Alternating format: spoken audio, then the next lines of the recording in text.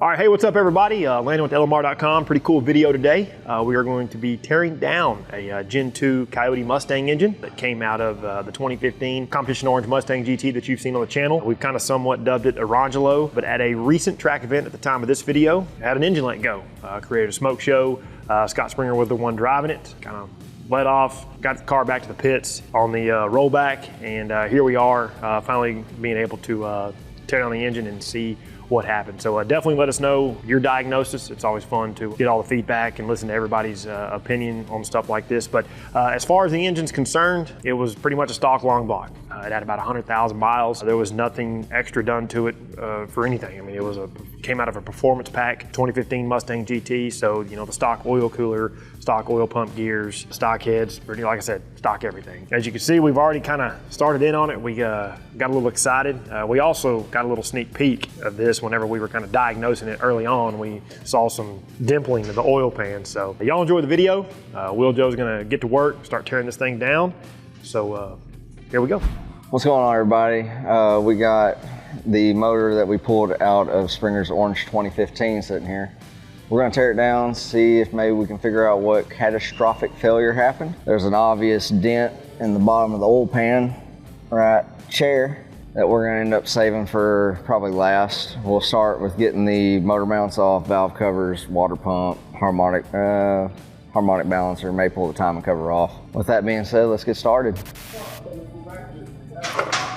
Oh, wow. Oh, man, start the party right. I missed. That's a hell of a way to start. I hear stuff rattling around, I believe.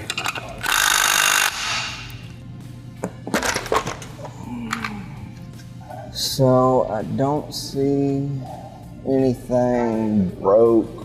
Valve springs, valve guides, all that looks okay from what I can see. And I'm mainly just looking at the beehive valve springs to make sure there's nothing coil broke or something like that. I don't see any metal laying in the cylinder head, so this should be good. Cams still look good.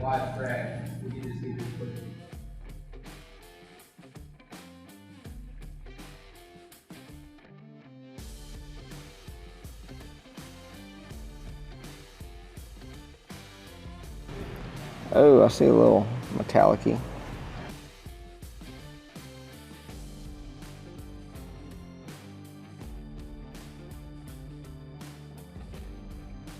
Nice! Uncle Rodney! Look at that. Well, Uncle Rodney came knocking. Damn. She got a little curve to her. I think I heard the knocking, but they came in anyways. That's supposed to be straight. Go good with some cornbread. what? Soup. What do you think that's from? I'm gonna say part of the rotating assembly. Where did it live? What cylinder? Well, I was about to hear. You can let's spin it over. Spin it There's the over. drum roll, Chris. There's the drum roll. Dang, we took the windage tray out. Dude, that thing got... Wow. Look at that crank barrel, man. Oh my land. Oh! That got hot. Now that's a whole different thing. Discoloration. If it got starved for oil, that's different than starving for fuel. And beat the out of the block. You're saying it, Make a nice coffee table. explain that one, Landon. If it was, So, was the oil squirter not squirting? well, but that's on the, Let's just keep the piston cool. But that definitely got hot. They say normally it's 7 and 8 that usually go bad first. It tore up both pistons. The bottom, it tore up both pistons. For a brief period, did this just get starved for oil? Maybe from shrapnel in the pickup tube, but they all would have had discoloration. that's another thing. Once you start pulling other caps, you're gonna see if anything else looks starved for oil. Yep. So the cap split in two long ways. Look how hot it was. Yeah, smoking hot. No pun intended. You don't put it back together? Yeah, put it back together, Hubbard. Wash these pieces. Hubbard's gonna try to put it back together. Humpty Dumpty. So possible oil starvation issue.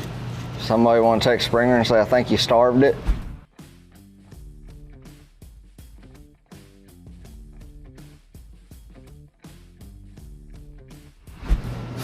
Moment of truth.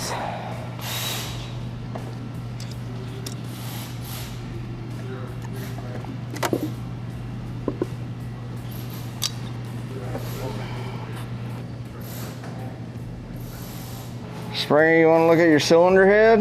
Number 5? Yeah, that's number 5. That's. So the heads are good. It Wow. may have tore up the valve just a little bit, but I was expecting total carnage. So was I. I was expecting a lot of piston smacked it a little bit, but it doesn't look like a bomb went off in there. Wow, you could easily clean that up and have another set of heads. Your piston, I think, is upside down.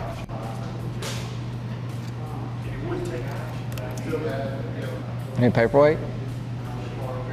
Oh. Wow. That, sir, is impressive. Was that when it did hit the head because of the bearing that it pushed up through the center right here? It hit the head flat surface here. That's the scorch. No, that's where it hit the inside the combustion chamber. I just seen it there. So you think it was just scorched those bearings on that front? Yeah, once we pull all the caps, if we notice any other discoloration or starvation, why after all this time, and why would you be running, and why would that one, which seems to be up front by the source of oil pressure, right? Well, it was losing power badly. That's why it downshifted. So why would that? And you downshift, it So went was boom. it just trying to lock those two rods up on the front? Well, maybe the other bearings will tell us something.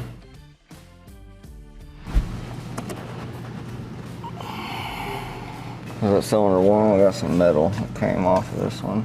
So somewhere some metal made it past cylinder 1, which was our piston that didn't explode. Took some little gouges with it, which is odd that it would have beat up more on the cylinder head that had a piston that didn't have a piston.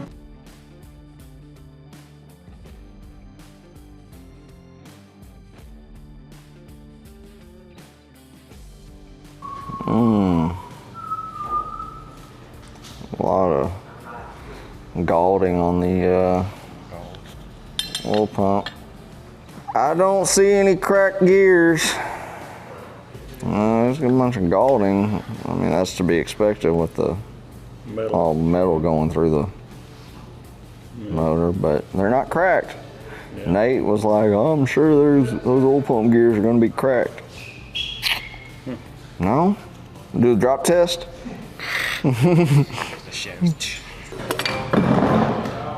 Oh, dang. There it goes. He kicked old piston, cuz. She didn't want to come out. And she got chewed up. Hell yeah. Wow. Took a chunk of the skirt out. All right, everybody, so Will Joe got it tore down. You kind of saw that live as he was doing it. We got everything laid out. We'll kind of run through everything briefly and give your synopsis. Let us know what you think happened. But here's the engine block. Judging by the teardown, obviously a lot of carnage up on cylinder 1 and 5, with 5 taking the brunt end of everything. Piston was destroyed. The rod broke. There were bolts of the crankshaft, tore it up pretty good. But in all that, when it came apart, it scarred up a lot of the inner area here on the engine block. I mean, it even, broke a little bit of the structuring off here. I kind of made a little funny joke. It's almost like it was clearancing itself for a stroker kit. Surprisingly enough, out of the damage here in 1 and 5 was, we made note of the oil squirter.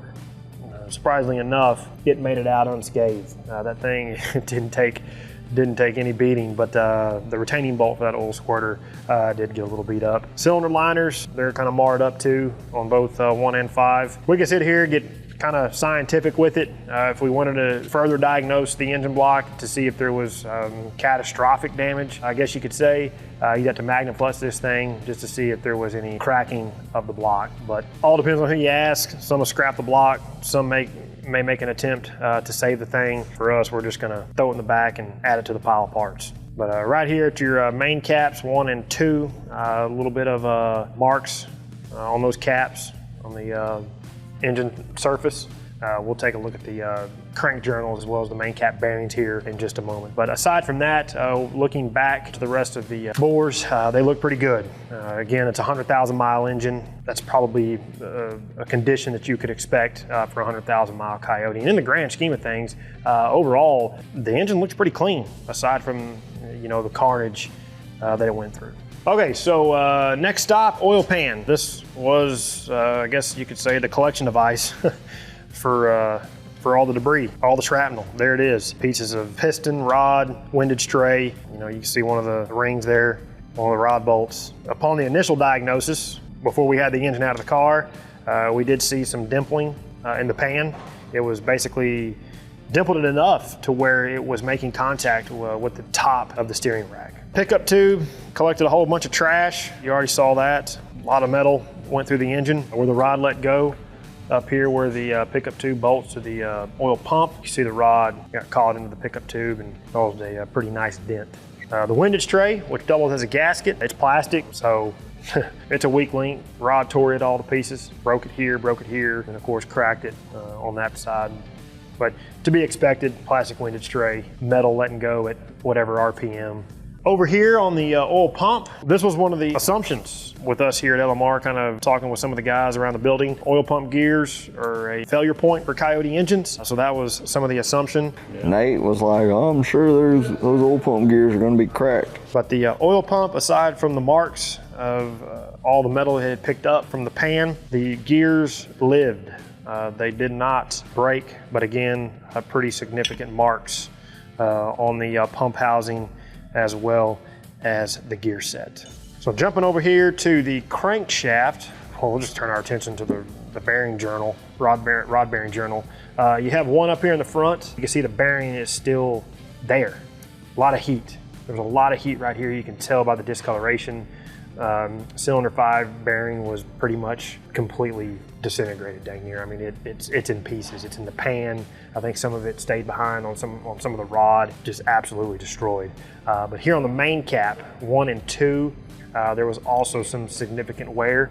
So either that was from debris that made its way back up through the oiling system, or it could have been some bearing failure that added and catered to this problem. But the majority of the wear here for the main journal was the second main cap. You can see it mushroomed here on the edge. A lot of wear on that second bearing. And you can see some of the checking here on the crank journal. Lighting's not the best, so let me try to tip this heavy boy up. Yeah, you can kind of see some of the scoring there on the journal and the second main cap. Which, looking at this thing off camera too, I was just studying the crankshaft as a whole. There was some wear back here, I believe, on the third cylinder, which we'll look at it, the rod bearing for cylinder 3, but it had some wear compared to the other rods back here toward the rear of the crank. And here was that other bearing half from the second main cap. Definitely more tore up than the bearing on the first main cap. I mean, still both very ugly, but if you say one's worse for wear than the other, the second set of bearings is definitely beat to hell. Timing components, they didn't really get affected. Tensioners, chain guides, chain tensioners, chains, phasers, none of that really got affected. Jumping over here to the rotating assembly, rods, pistons. We have passenger side, 1, 2, 3, 4, driver's side, 5, 6, 7, 8. I mean, poor old number 5. Will Joe did a pretty good job playing Humpty Dumpty, getting this piston back together just for a visual representation of how damaged and just totally destroyed this thing was. We actually got a sneak peek early on, borescoped the cylinder wall before the engine came out. Number 5 had turned itself over. It was upside down in the cylinder wall, but you can see where that rod broke. It broke down here where it bolts to the main cap. I don't have this situated correctly because it's all in pieces, but you can see just the damage on number 5, being that number 1 is the neighboring rod, you could see where it got beat to heck too, broke the skirt off. But aside from that, kind of working rearward, you know, 2, 3, 4, and then 6, 7, 8, those really looks like normal pistons. Minimal wear here on the skirt, which is really nice to see. Bearing surfaces all look good except for that cylinder number 3, which I made note of when we were looking at the crankshaft. It kind of had some grooves that catch a fingernail. So more than likely that was probably from debris that had made its way back through from all the carnage, or that could have been from another incident in the engine's life. You know, maybe a stray piece of trash floating around the oiling system. The rest of them look pretty good. I was actually, we were actually kind of impressed with the overall condition of the, god dang, domino effect. We were actually impressed really with the overall condition of the rest of the engine, given what it went through, and of course the mileage. So cylinder heads, number 5 was on the passenger side. We'll look at it. We set the cams back in the heads just because we ran out of table room. But whenever we were inspecting these, a few marks on the cam journals caught our finger. You know, a machine shop, a good engine builder could probably tell you if the head is reusable. Cut open the oil filter. We had misplaced our oil filter cutter, so we had to use a hacksaw. But here you go. We got the media, paper media here. You can see all the fine metal shavings and the pleating on the filter. Just crazy amount of debris riddled throughout this oil filter. Absolutely insane amount of trash. All right, everybody, so that's a wrap. Kind of talking amongst each other. Definitely, we're thinking an oil supply issue. Again, let us know what you think. It's always good to hear the feedback. For us, this is the most we've tore down an engine. We really never have had the excuse to tear an engine down this far. So in the scheme of what happened, it's terrible because we have to fix it. But I guess in the sake of content and value to all of you to be able to look at this cool stuff, I guess you can say it was a good thing that it did happen. But again, this was in the 2015 Mustang GT. That car is getting a new engine, 322 build, Gen 3 short block, Gen 2 heads, kind of some supporting mod stuff. So going back in with a pretty peppy setup. Excited to get that in the car and get it back on track. So appreciate Will Joe tearing this thing down, getting everything all laid out. I think we all can appreciate engines. It's just neat to see all this stuff out on the table, you know, kind of fiddle with it and play with it and kind of nerd out over everything. So appreciate y'all watching. If you find value in what we're doing, like the video, subscribe to the channel, and turn on notifications. And then until we see the next one, for all things blowed up Coyote, for all things Mustang, keep right here with the Real Enthusiast, LMR.com.